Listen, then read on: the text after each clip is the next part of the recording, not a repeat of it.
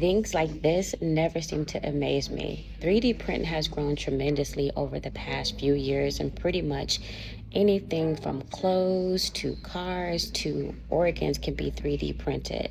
So, in fact, the technology is truly innovative.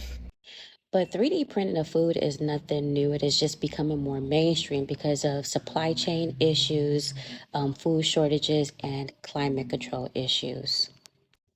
In fact, the World Economic Forum suggests that this technology could solve world hunger. Of course, the agenda is to save the world by focusing on climate control, and one way they plan to do this is to reduce meat consumption because they believe our taste for meat is endangering the planet. Now, that is straight from the World Economic Forum's page. They believe we waste too much water and energy on raising cattle.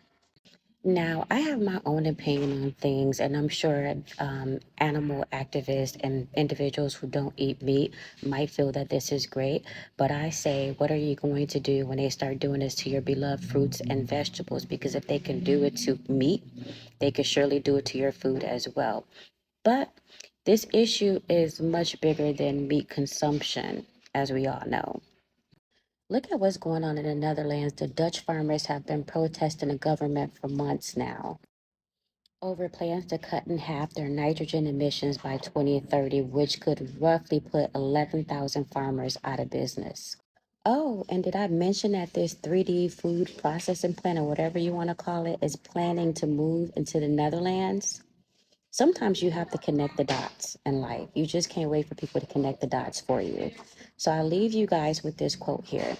If you can control the food, you can control the people. I think about it. It's real. Be easy until next time. And this leads me to the fourth difference of this technological revolution. It changes not only what we are doing, it changes us, because it's a fusion of our physical, digital, and biological spheres. It's an integration of those spheres.